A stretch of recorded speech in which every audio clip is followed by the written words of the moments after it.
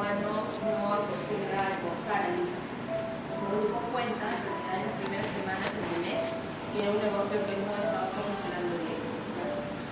Yo vengo de una familia que ha tenido chifas en Perú, o sea, desde siempre. Mis papás han migrado acá a Perú a finales de los 80 y desde ahí hasta ahorita han tenido negocios de chifas. ¿Son cocineros? Mi papá, él no, porque él llegó al Perú cuando él tenía 13 años. Y sus papás han estado trabajando en chifa, pero más como administradores. Pero mis papás, sí, o sea, ellos desde que llegaron al Perú estuvieron trabajando como cocineros y desde ahí hasta ahorita, bueno, ahorita se jubilaron, han estado trabajando en chifa y yo siempre he nacido como con un chifa bajo el brazo. ¿Y tienes tú algún don así que creas para el chifa? ¿Tú sabes preparar chifa? O sea, tengo conocimientos. Sí, ¿qué tal te sale el chifa? No, o sea, yo no lo cocino. No lo preparas, ¿tú sabes? Claro, así que llegar. O sea, que como mis papás han tenido chifas, o sea, un poco he tenido la experiencia de cómo es que funciona, de cómo se administra un chifa. ¿Y cuál fue la decisión que lo llevó a comenzar el chifa? Básicamente eso, o sea, nosotros teníamos planeado sacar como este restaurante de alitas, como vimos que no nos estuvo funcionando muy bien, nosotros hicimos el cambio a chifa inmediatamente. O sea, ese cambio nos habrá tomado unas 2 semanas y fue un cambio radical, ¿no? Y ahí así empezó toda esta travesía del chifa grulla. Claro, ¿no? Subiendo toda la base, más solamente el conocimiento del campo y cómo se ve, claro, ¿no? Mejor. ¿Y por qué el nombre grulla? ¿Por qué el nombre grulla? ¿Por qué el nombre grulla? El video lo va a editar. Sí, sí, sí. En el budismo, No, el budismo. taoísmo.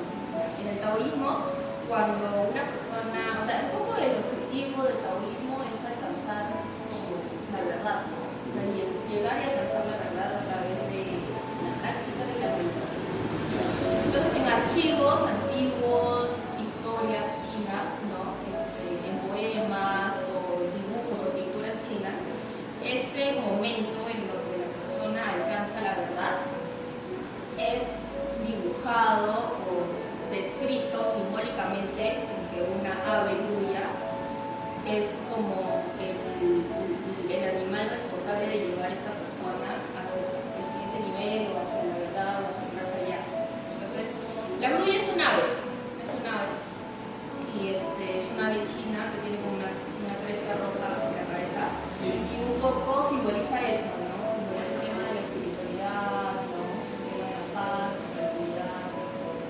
Bueno. La grulla también, o sea, hay otra razón por la cual elegimos la grulla. ¿Cuál es la otra razón? Ya.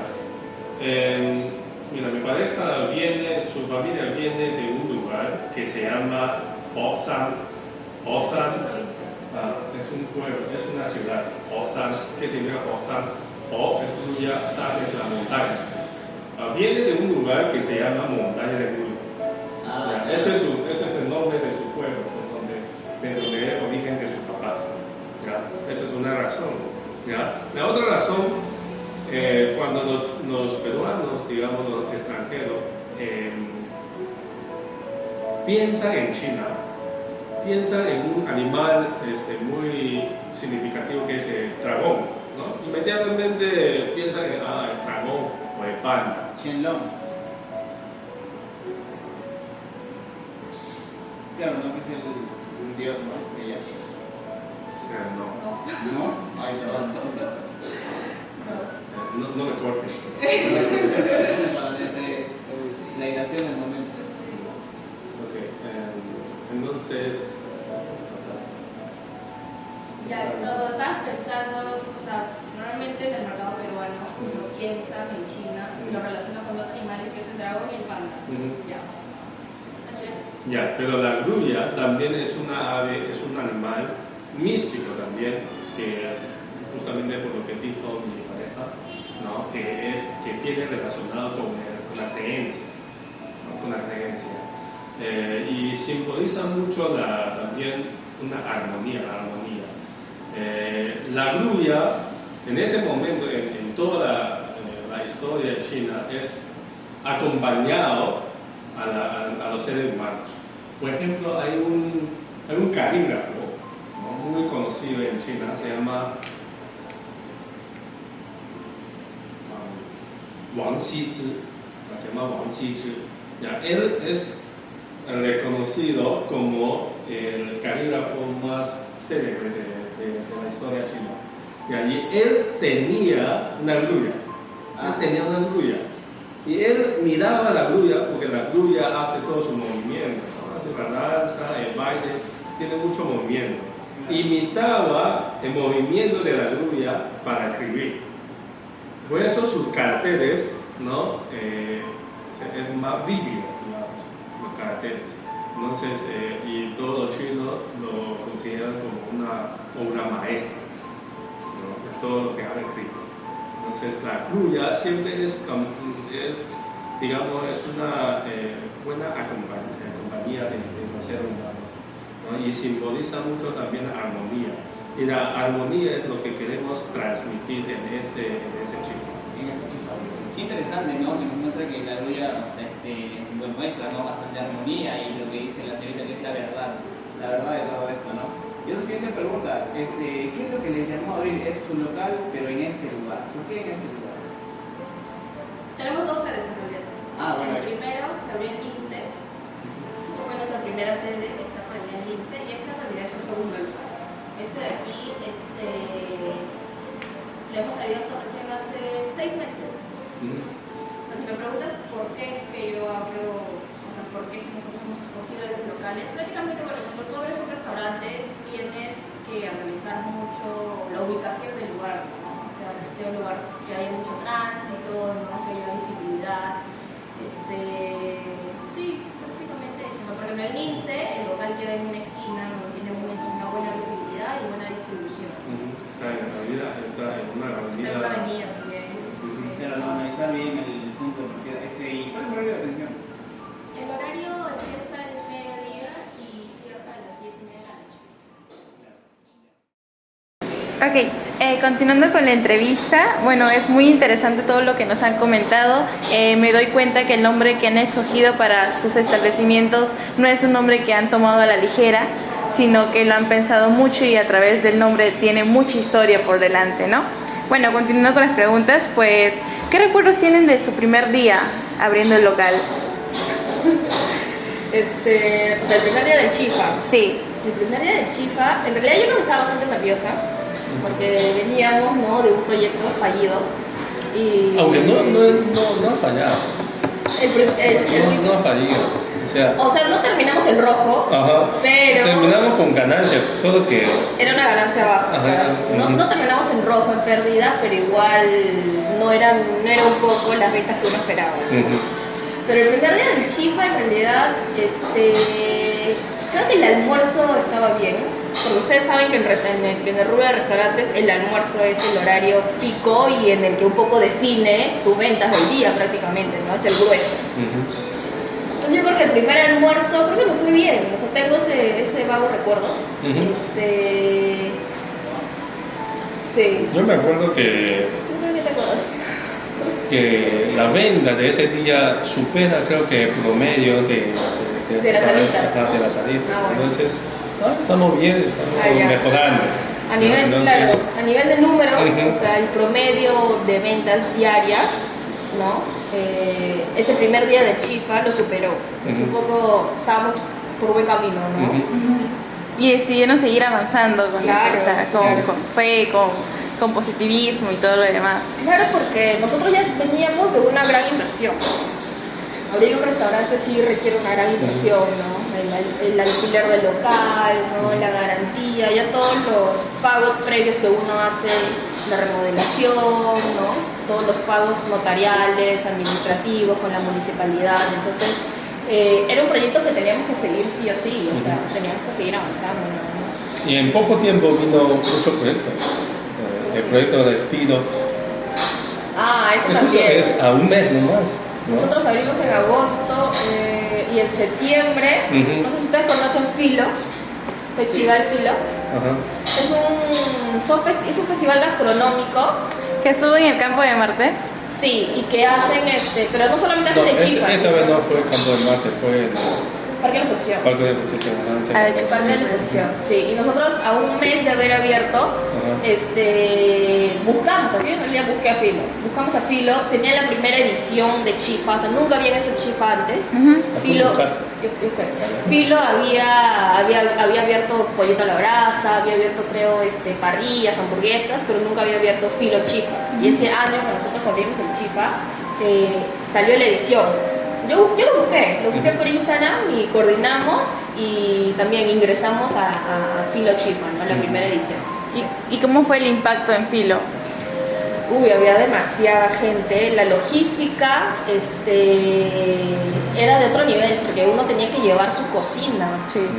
Y eso es, pues, si no saben, una cocina chifera, o sea, por lo menos necesitábamos 4 hornillas. Era pesado, ¿no? Tenías que utilizar uno que tú tenías, menos mal nosotros tenemos un proveedor que nos hace las cocinas y alquilamos, ¿no? Porque ya para nosotros era imposible sacar la cocina de nuestra cocina. Entonces alquilamos, me acuerdo, la cocina chifera para esa sesión, para ese festival. La logística en realidad fue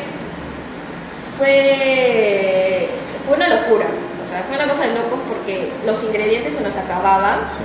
No había agua. No había agua, teníamos que comprar agua. Creo que también el tema de la organización de Filo se dieron cuenta porque creo que en años posteriores ya pusieron agua, pero en esa edición tú no podías quedarte sin insumos, porque si no te daban una penalidad. Entonces yo tenía que estar coordinando con Jau, que estaba en el local, para que nos sigan enviando insumos, porque no puedes cerrar. O sea, yo me acuerdo que había un punto en donde el festival se dividía en 2 colas. Uno que te compraba el ticket y la otra fila era el que recogía el plato. ¿Ya? Entonces había gente que compraba tickets, compraba. Y al final del día venían y te decían, yo compré un ticket a la 1 de la tarde ahorita, y era, no sé, pues 8 de la noche. Y yo ya no tenía nada. Yo me había quedado sin insumos.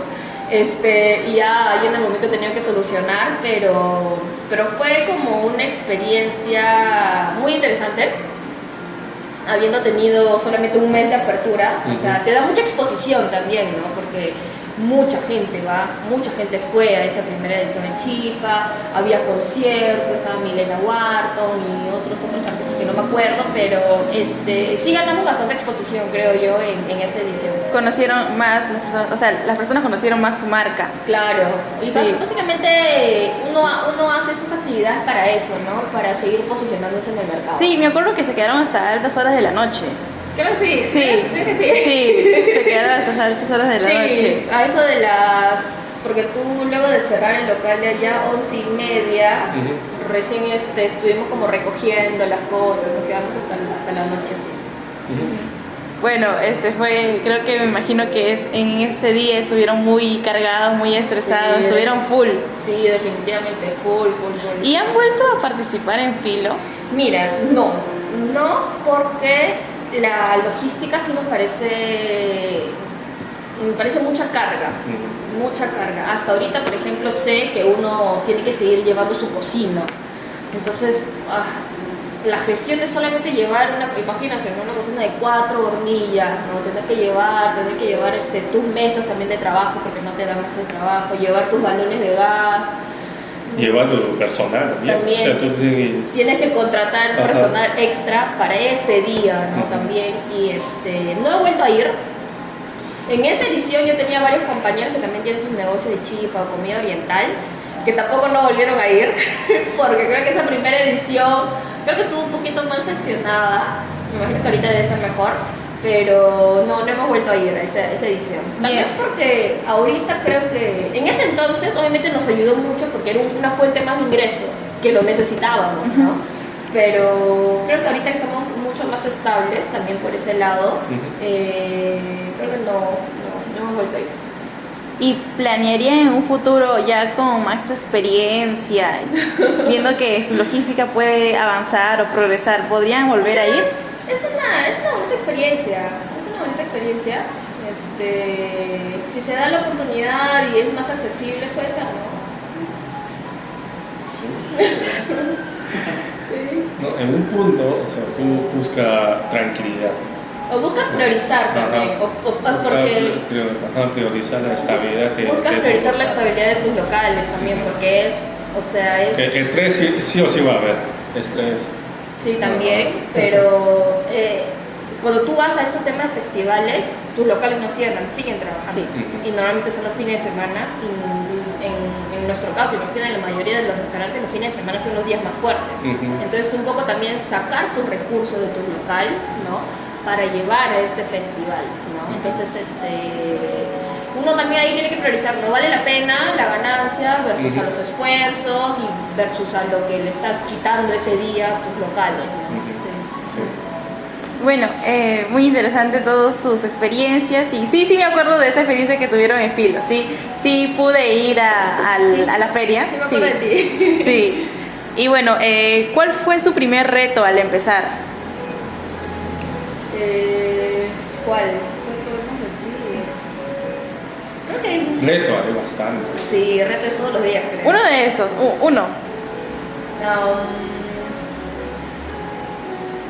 O sea, el primer reto en realidad, el cambio de restaurante de alitas a chifa, de hacerlo en un tiempo récord de 2 semanas, en ese tiempo y en su de 2 semanas yo tenía que pensar en el nombre, que patentar en el nombre, mandar a volver a hacer el cartel, mandar a hacer las sillas, pensar en la decoración, los colores, la línea de marca, o sea, todo, las fotografías, ¿no? O sea, nos hemos quedado, me acuerdo, toda una madrugada tomando fotos para la carta y para las fotos de Rappi pedidos ya. Era literalmente construir el chifa en 2 semanas, que era un tiempo récord, o sea, teniendo en cuenta que el alquiler seguía corriendo, teniendo en cuenta que teníamos personal que nos estaban esperando. Ahora que lo vuelvo a pensar es como que wow. No fue fácil, No. definitivamente no fue fácil. Ir a hacer las compras también de todos los platos, la olla arrocera, microondas, licuadora, o sea, todos los complementos para cocina, ¿no? Porque nosotros cambiamos hasta las mesas y sillas, porque en el restaurante de alitas nosotros teníamos como que otro tipo de concepto, decoración, colores, todo eso literal lo sacamos y literal tuvimos que volver a hacer sillas, volver a hacer mesas que vayan con el color y la línea gráfica del chifa, ¿no? Sí. Esos retos que tuvieron en Lince cuando abrieron, ¿lo volvieron a tener aquí en Barranco? Bueno, el reto de la remodelación siempre hay. Sí, el reto de El proceso de remodelación es muy estresante. Sí. Todos los días te aparecen problemas. O sea, al empezar un restaurante, en verdad, como que la primera fase es el tema de la remodelación, ¿ya? La remodelación de todo el chifa y acondicionar el chifa, ¿ya? En ese rango que puede durar, por ejemplo, acá en Barranco nos hemos tomado, ¿qué? ¿3 meses? ¿4 meses? 4 meses de remodelación, o sea, y eso que te digo que es, o sea, alquilar el local, ¿no? Limpiar el local, acomodarlo prácticamente, ¿no? Todo lo que es obras de sanitario, electricidad, ¿no? Los muebles de acero de cocina, esos 3-4 meses sí son pesados, son bien pesados. Sí, son bien pesados. Pero como ya tenemos la experiencia, nos ayudó bastante en realidad. Por ejemplo, o sea, ya no tiene que volver a pensar los colores, ¿no? Algunos materiales tú ya tienes definido, ¿no? La silla, por ejemplo, la silla es el mismo modelo, solamente hemos cambiado el tapiz, ¿no? Algunos elementos gráficos también se mantienen, entonces eso nos ha ahorrado de tiempo. Sí, porque en el primer local nosotros tenemos que definir todo desde cero, ¿no? Pero en este segundo local teníamos ya esa base. Definitivamente nos ha ayudado, sí, pero igual este proceso de hora igual es carga, es pesado. Sí, ok, bueno, entiendo. Y continuando con ese enfoque de sus retos, enfocándonos más que nada en Grulla, ahora en su nuevo emprendimiento, ¿cuál fue el momento más crítico de la empresa? Si tuvieron, ¿cómo lo lograron superar? Momento crítico. El personal. Bueno, después puede ser el personal. Bueno, en realidad esto no creo que solamente sea para nosotros, sino que en general todo el rubro de alimentos o de restaurantes o gastronómico, hay mucha rotación. La rotación es muy alta y esto se puede repetir o sea, no solamente en este caso, en realidad en toda la categoría la rotación es alta. Entonces, creo que hubo momentos críticos en donde sí, pues nos faltaba personal y ahí sí era resolver en el momento, es resolver en el momento. Porque como todos son humanos, entonces todo tiene su propio problema, ¿no? Claro. Entonces, quizás, o sea, nos ha pasado, un personal, su familia ha fallecido, ¿no? Nace su bebé. O tiene otro problema, ¿no? Todo O tiene un accidente, o ha tenido tal. Me ha robado, o sea, Sí. todo problema. Sí, sí. El personal sí también es un tema importante. Mantener un personal de confianza es muy importante en realidad. Y la rotación, como te digo, es alta. Y uno tiene que aprender a cuidar a su personal y valorarlo bien. Pero yo creo que momentos críticos, hemos tenido varios, pero creo que el tema puntual del personal sí es un tema crítico a veces cuando hay faltas o cuando se han tenido que ir repentinamente y uno tiene que cubrir, ¿no? Sí. ¿Qué pasa cuando falla tu cocinero principal? ¿Quién va a hacer este día? O te falla el chauffero. ¿Quién ¿no? va a cubrir? O sea... No, lo peor que media hora antes de su ingreso te dice, hoy no puedo venir. Sí, sucede. O quizás ni siquiera te contesta el Ni teléfono. siquiera te avisa también, y uno sabe Dios dónde está. Entonces, Por ejemplo, nos ha pasado que este año nuevo, que nuestra cajera no vino. O sea, y es increíble porque el día anterior en la noche es como que te dicen, ya, mañana nos vemos, todo tranquilo, y de la nada no está. Entonces, eso también a veces es un poco pesado, ¿no? Uno tiene que resolver en el momento y nada, o sea, estar con la mente resolutiva. Bueno, continuando, sabiendo que hay mucha competencia a su alrededor, ¿qué consideran que los diferencia para que los clientes regresen a su local?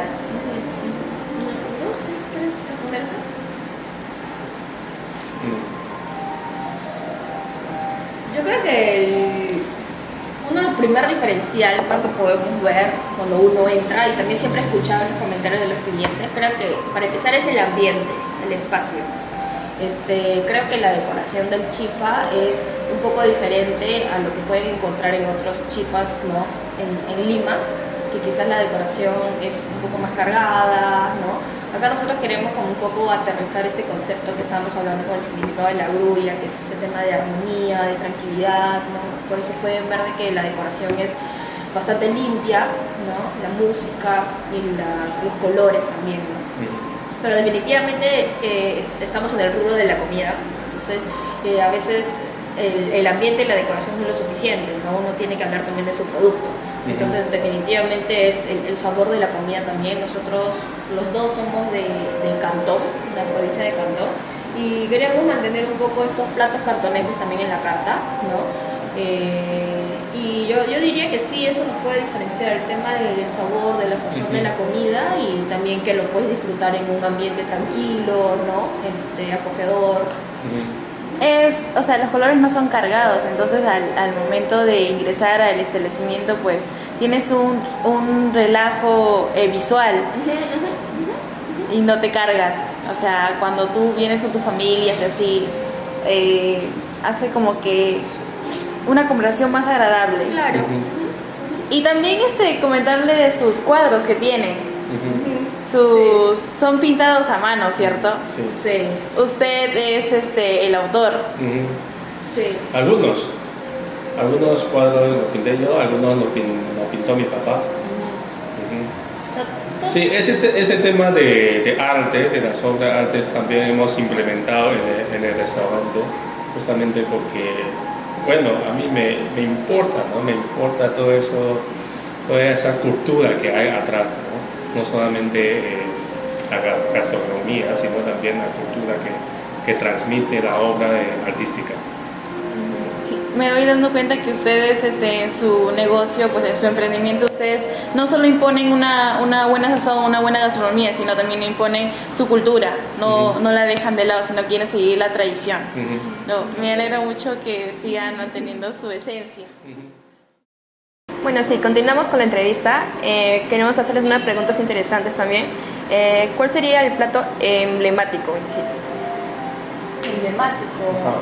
Yo diría que el safofar, que es bueno, no sé si lo conocen, pero es como un fideo de arroz blanco, salteado con carne y algunas verduras.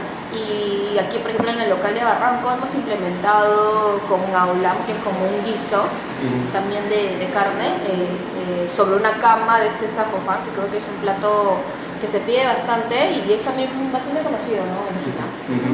Ok, ¿y ha tenido clientes que han venido frecuente al local? Sí, definitivamente.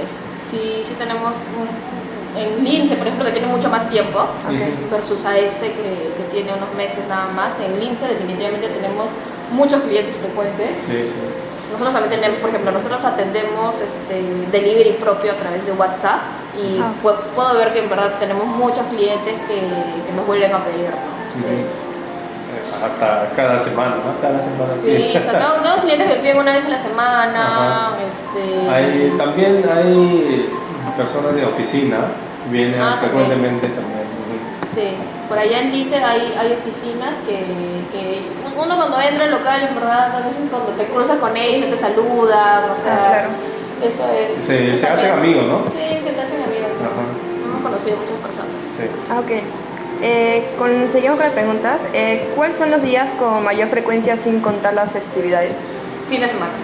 Definitivamente son los fines de semana. O sea, tú ves que por tendencia todas las semanas la venta sube y se inclina para los fines de semana, ¿no? Viernes, sábado, domingo, teniendo como el domingo el día pico. Y ya, entonces sí, serían los fines de semana. Ok. Por último sería, ¿en qué horario es su hora pico? Almuerzos. Sí, almuerzos. ¿Almuerzos donde salen más platos? Sí, almuerzos. Aunque en las noches, a veces antes del cierre, tenemos también como un pico de ventas antes del cierre. Es que diferente horario también hay diferente cliente, ¿no? Diferente público, digamos. Por ejemplo, en almuerzo, eso también depende de la zona, ¿no? En la sede del INSE también, o sea, tenemos oficina cercana, entonces almuerzo, ahí depende de la oficina que viene a nuestro restaurante, pero en la cena también hay vecinos, familiares que vienen, ¿no? Entonces, yo creo que ahorita es estable, tanto almuerzo y cena, ¿no? Sí, podríamos decir eso. Sí, porque aquí en Perú es muy frecuente que en las cenas venga más gente, en una chifa. ¿Sí? Sí. Yo lo veo estable. Pero los domingos, por ejemplo, tu pico es el almuerzo. Definitivamente es el almuerzo. Sí. O sea, por ejemplo, un domingo. Bueno, sí, eso es todo. Muchas gracias. Bueno, continuando con la entrevista, una de las cosas que queríamos decir unas preguntas es, ¿los horarios con menos influencia de personas y tienen promociones en esos horarios? Los horarios muertos vendrían a ser entre el almuerzo y la cena, ¿no? Que serían que 3, 4, 5, por ahí de la tarde. Actualmente estamos trabajando en unas promociones con Rappi, que por ejemplo, no sé si ustedes saben que Rappi tiene Rappi Turbo, ¿ya? Entonces nosotros justo estuvimos en conversaciones la semana pasada como para implementar Rappi Turbo en estos horarios muertos, ¿no? Que es para impulsar la venta de la velocidad en la que sale la comida, para poder levantar las ventas en estas horas muertas. Ok, y la siguiente pregunta es, ¿cómo se promocionan más? ¿En redes sociales, en conversaciones boca a boca o en convenios con empresas? Bueno, convenios con empresas no tenemos en sí. Toda nuestra publicidad es digital, aparte de redes sociales, todo lo que es Facebook, Instagram. Bueno, boca a boca, sí, ¿no?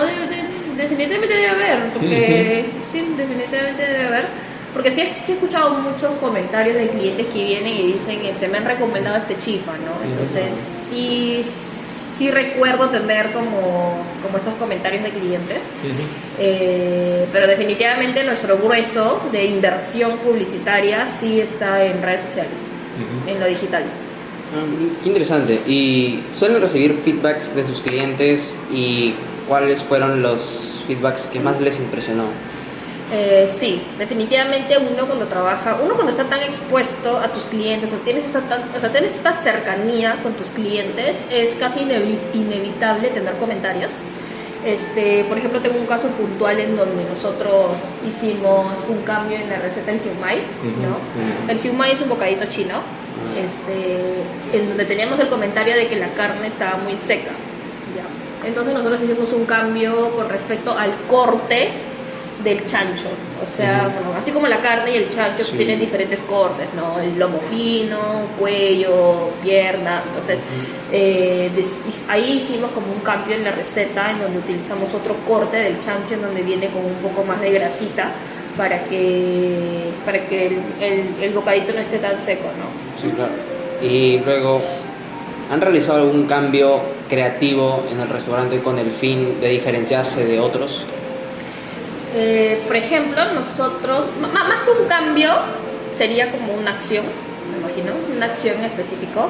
Nosotros, desde que abrimos el Chifa, todos los años nuevos chinos, nosotros hacemos un evento de año nuevo chino. Entonces, ya vamos casi, 3 años, pues, ¿no? Llevamos casi 3 años realizando estos eventos, que es donde nosotros regalamos tu nombre escrito en caligrafía china.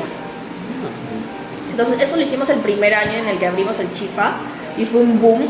O sea, yo lancé el video en TikTok y el video fue viral. Yo me acuerdo que yo lancé el video, ¿no? Con el fin de solamente publicarlo, y al día siguiente cuando me levanté yo veía como que 100.000 vistas. Bueno, ahorita te voy a enseñar el TikTok para que lo veas. Y yo me acuerdo que ese día estaba un poco asustada porque yo no sabía cuánta gente iba a venir, ¿no? La primera vez que hicimos ese evento en Lince teníamos una cola, o sea, teníamos una super cola y solamente habíamos abierto de unas semanas, unos meses nada más. Es que el primer año lo abrimos lo hicimos ese evento por el aniversario, pero de ahí años siguientes lo hicimos por Año Nuevo Chino. No, primer año nuevo chino. ¿El primer año nuevo chino? ¿Sí? Bueno.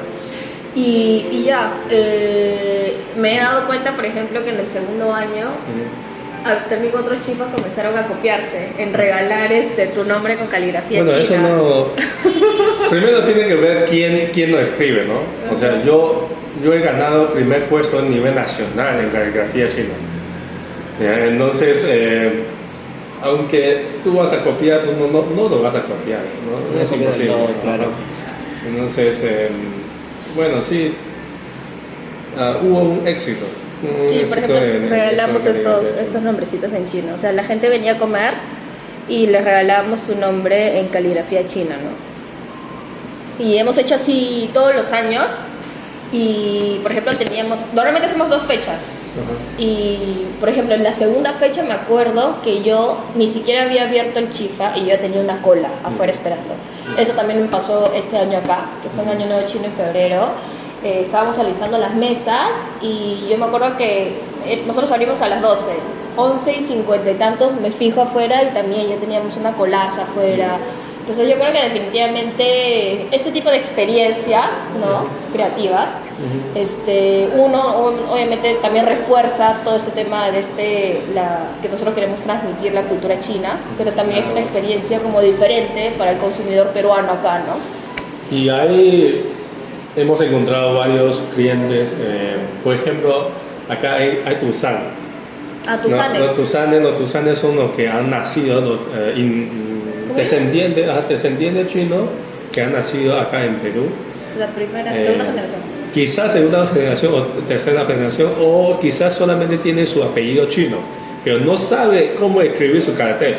No sabe cómo escribir su apellido y su nombre. En chino, entonces justamente por ese evento nos han buscado, entonces cómo se escribe mi carácter, ¿no? Mi apellido en chino, ¿no? Y se llevaron su apellido y se fueron felices, ¿no?